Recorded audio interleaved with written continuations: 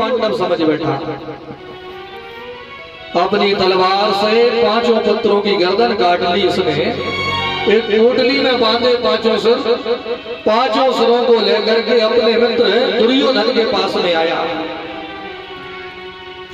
दुर्योधन से आगे कहा, देखो देखो मित्र, अभी सुबह नहीं हुई, मैं अपना वचन पूरा करके आया हूं।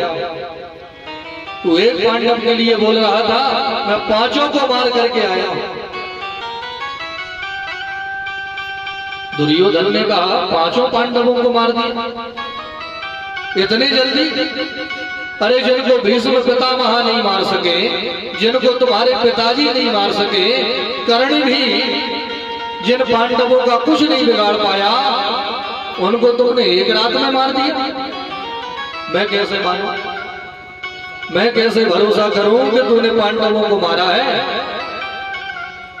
अश्वत्थामा बोला, मित्र मैं जानता था कि तू मानने वाला नहीं है, इसलिए सभी पांडवों के कटे हुए सिर अपने संग लेके आया हूं।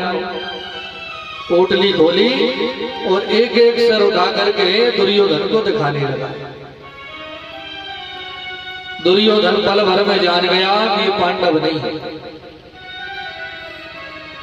क्योंकि भीम का सिर, एक व्यक्ति में तो सामर्थ्य ही नहीं है कि भीम के सिर को उठा सके। भीम में 10,000 आदमियों का बल है, एक व्यक्ति में सामर्थ्य नहीं है कि भीम के कटे हुए सिर को भी कोई उठा सके, और ये पांचों के सिर बांध लाए। दुर्योधन ने ध्यान से देखा और कहा, मित्र ये तूने ठीक नहीं किया। मेरी दुश्मनी पांडवों के साथ में थी, इन द्रौपदी के पुत्रों ने मेरा कुछ नहीं बिगाड़ा था, इनको तूने क्यों मारा?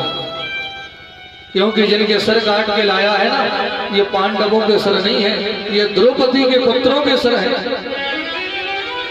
हमारा वंश पहले ही नष्ट हो चुका था, युद्ध में हमारे वंश के सब पुत्र मारे गए। ये द्रौपदी के 5 बेटा ही थे जो हमारे वंश को आगे बढ़ाते, आज तूने उन्हें भी मार डाला, हमारे वंश का ही नाश कर दिया, हमारे वंश को मिटा दिया। ये तूने ठीक नहीं किया। तू मेरा मित्र है और मैं असहाय स्थिति में हूं। अगर मेरा शरीर बलवान रहा होता तो आज मैं अपने हाथ से ही तुझे मार डालता। अश्वत्थामा जान गया कि अब अर्जुन मुझे छोड़ने वाला नहीं है। वो जैसे ही सुबह भई,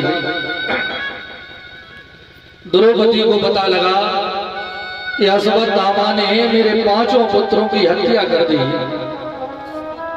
दौड़ी दौड़ी द्रौपदी आई, अपने मरे हुए पुत्रों के धड़ों से लिपट लिपट के रो रही है।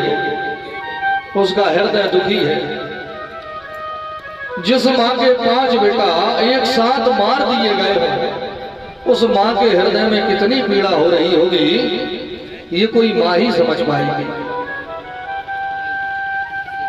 द्रौपदी बहुत जोर जोर से विलाप कर रही है। गांव की सभी माताएं उसे समझा रही हैं, देखो तो इस अश्वत्थामा द्रोणाचार्य जैसे परम ज्ञानी विद्वान गुरु का ये पुत्र, और इसके कर्म देखो। जरूरी नहीं है कि आप अच्छे कुल में जन्मे हो तो आप अच्छे ही रहो। मेरे भाई, अगर हम लोगों ने गलत लोगों का संग कर लिया तो हमको पर गलत होने से कोई नहीं रोक सकता। अश्वत्थामा द्रोणाचार्य जी का बेटा है। द्रोणाचार्य जो जीवन भर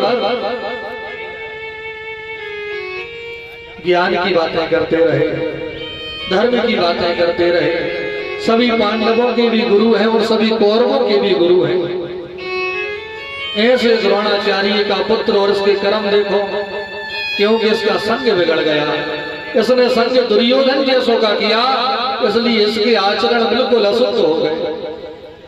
हमको संग बहुत सोच विचार करके करना चाहिए।